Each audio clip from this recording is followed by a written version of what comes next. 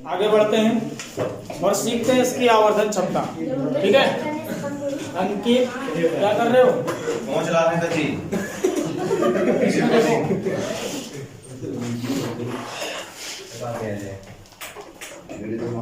ये आपका कौन सा लेंस है? अभिदृश्यक लेंस है। एक बात मैंने आपको सिखा रखी है कि वस्तु की दूरी को हमेशा और हमेशा किससे लिखा जाता है? U से। और प्रतिबिंब की दूरी को किससे लिखा जाता है? V से लिखा जाता है। तो यहाँ पर अभिदृश्यक लेंस से उसके वस्तु की जो दूरी होगी वो किससे लिखी जाएगी? ये अभिदृश्यक लेंस हो गया, ये लेंस हो गया, ये वस्तु हो गई। इसकी जो डिस्टेंस है पहली बात तो U से लिखी जाएगी। ओके ठीक है, लेकिन ये लेंस कौन सा है? ऑब्जेक्ट वाला, तो इसलिए इसके नीचे छोटा सा ओ, मतलब कि ये वस्तु की दूरी है। किसके वस्तु की दूरी? ऑब्जेक्ट लेंस के वस्तु की दूरी। उसके बाद में ऑब्जेक्ट लेंस के प्रतिबिंब की बात करें तो ये बन रहा है और ये दूरी किससे लिखी जाएगी? इतनी बात समझ में आ गई। उसके बाद में अगर हम बात करें यहाँ पर, तो ये वाला जो आपका A' B' है वो नेत्रिका लेंस का वस्तु है। नेत्रिका लेंस का वस्तु, और वस्तु की दूरी को हम किससे लिखते हैं? U से। ये नेत्रिका का है इसलिए हम इसको किससे लिखेंगे? E से। आई, ठीक है, आई लेंस की। उसके बाद में अगर हम बात करें नेत्रिका का प्रतिबिंब कहाँ बन रहा है? ये बन रहा है, ठीक। और ये बनता कितनी दूरी पे है? स्पष्ट दृष्टि की न्यूनतम दूरी और 25 सेंटीमीटर। और स्पष्ट दृष्टि की न्यूनतम दूरी को प्रदर्शित करते हैं कैपिटल D से। किससे प्रदर्शित करते हैं? कैपिटल D से। ये हो गई स्पष्ट दृष्टि की न्यूनतम दूरी।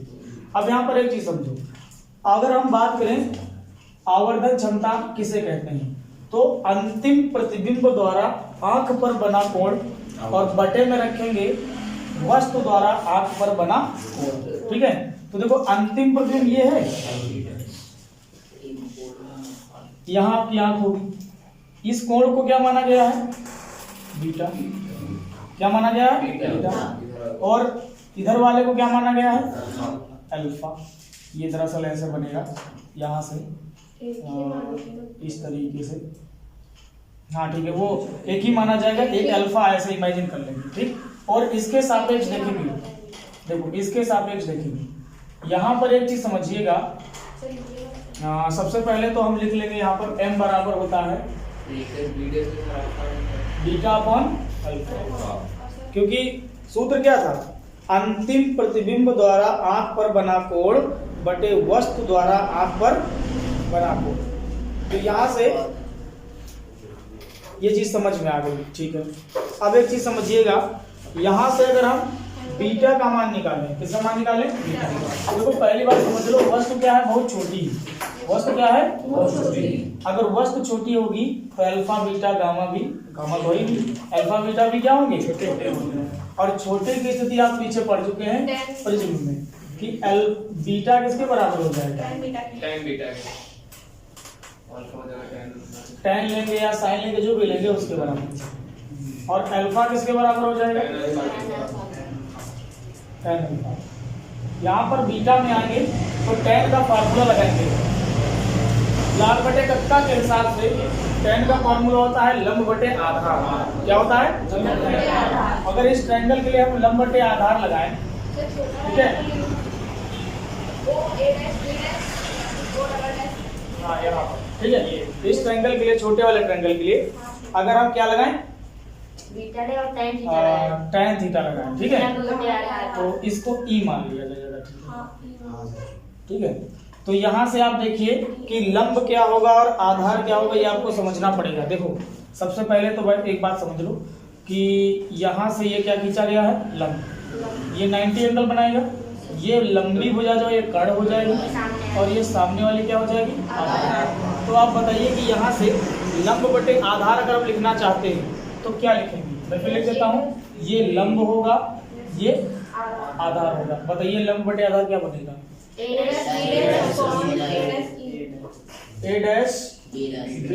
अपॉन में A' या फिर क्या लिख सकते हैं? ठीक है, जैसा ठीक लगे आपको। समझ में आई बात? चलो आगे बात करें। अब यहाँ से अल्फा वाले की बात कर लें। तो अल्फा वाले में आपको ना ये छोटा वाला लेना पड़ेगा एंगल, ठीक है, समझ गए? इस एंगल की बात करेंगे, इस एंगल की यहाँ पर।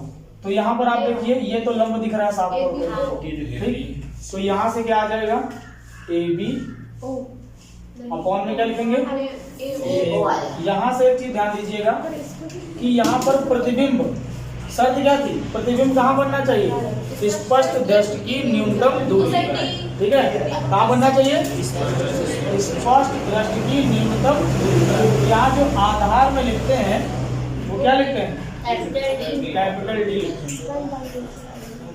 अब ये जो मान निकले हैं किसके,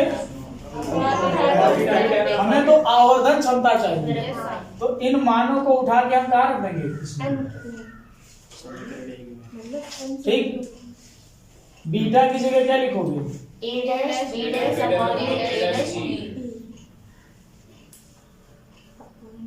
ठीक। और देखिए फिर कि नीचे क्या लिखा है, अल्फा की जगह क्या लिखोगे, ठीक। ये वाला इससे, ये वाला इससे, ये आ जाएगा ए डैश बी डैश इंटू में कैपिटल डी अपॉन में आ जाएगा ए डैश इंटू में क्या, ठीक। यहाँ ए डैश बी डैश, ए डैश बी डैश की डिस्टेंस क्या है, वी ओ, ठीक।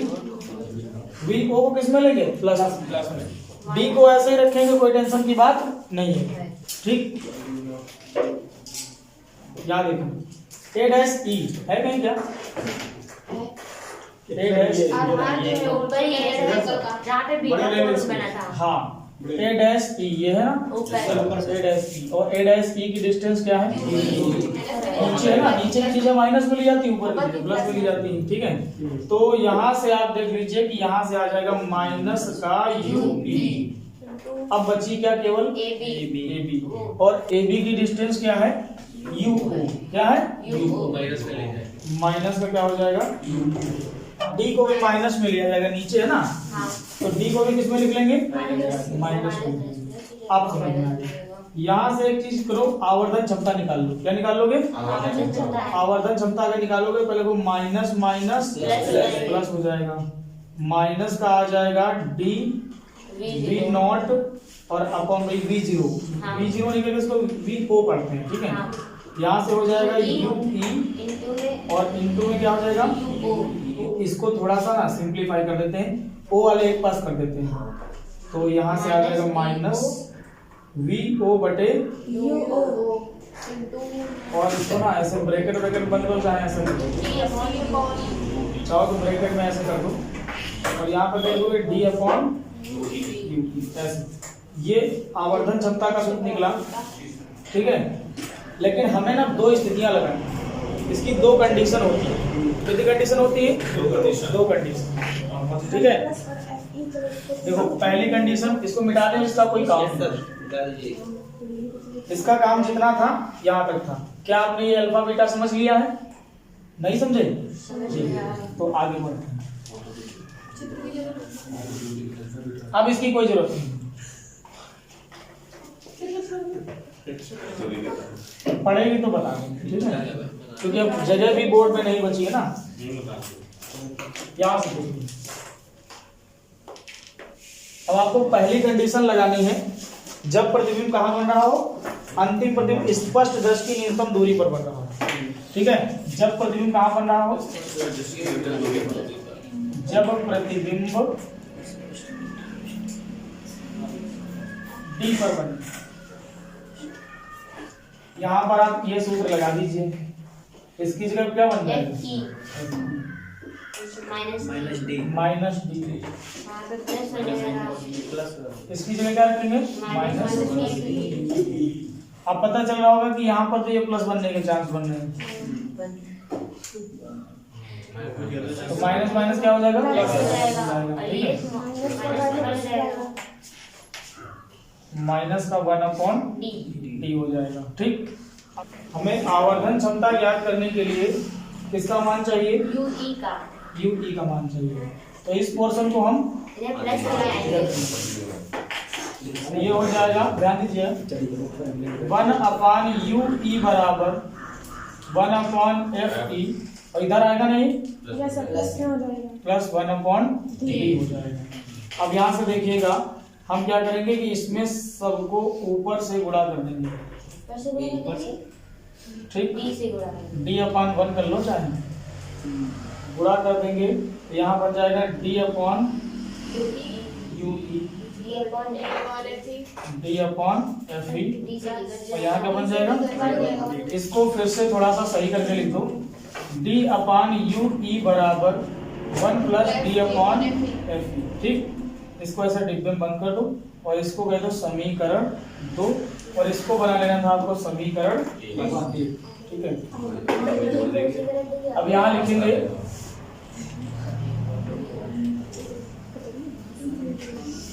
क्या लिखेंगे? इधर लिखेंगे समीकरण 2 से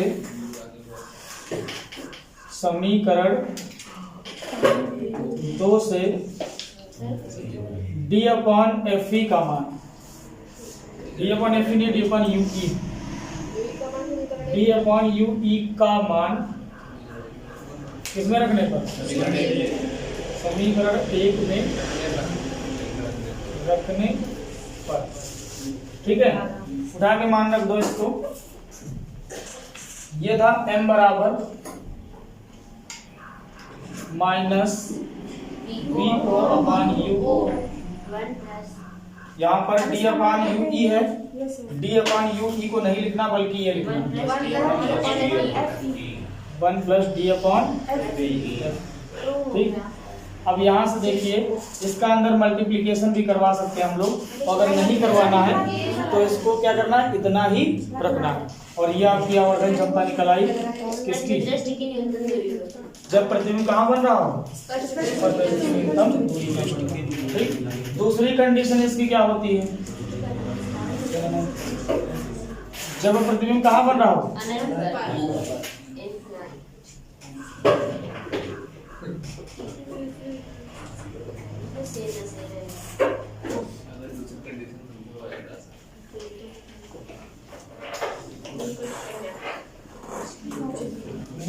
कि यहाँ से आपने लिया था 1/FT लिया था ना, इस बार यहाँ क्या करना है? तो यहाँ पर क्या रखना है? Minus 1/U। अब एक चीज देखिए, माइनस का नहीं रहेगा, हाँ माइनस का रहेगा तो ये प्लस हो जाएगा, ठीक। अब देखिए यहाँ से ये अनंत का मतलब है कोई नहीं, इसको छोड़ देंगे। अब एक काम करो, इसको भी वही काम करो, ऊपर किससे गुणा करा लो? D से। तो यहाँ से इससे गुणा होगा तो क्या निकलेगा? D/UE बराबर यहाँ क्या आ जाएगा? D/FE। जहाँ पर D/UE है वहाँ क्या लिखेंगे? D/FE लिखेंगे। किस समीकरण में? समीकरण 1 में। यहाँ से देखो क्या निकलेगा, यहाँ से निकलेगा m बराबर माइनस VO/U, ठीक। और ये क्या हो जाएगा? D/UE की जगह क्या लिखेंगे? D/FE। ये आवर्धन क्षमता आ गई इस कंडीशन में, जब प्रतिबिंब कहाँ बन रहा हो? अनंत पर बन रहा हो। आई बात समझ में? ये है इसकी डेरिवेशन आवर्धन क्षमता की।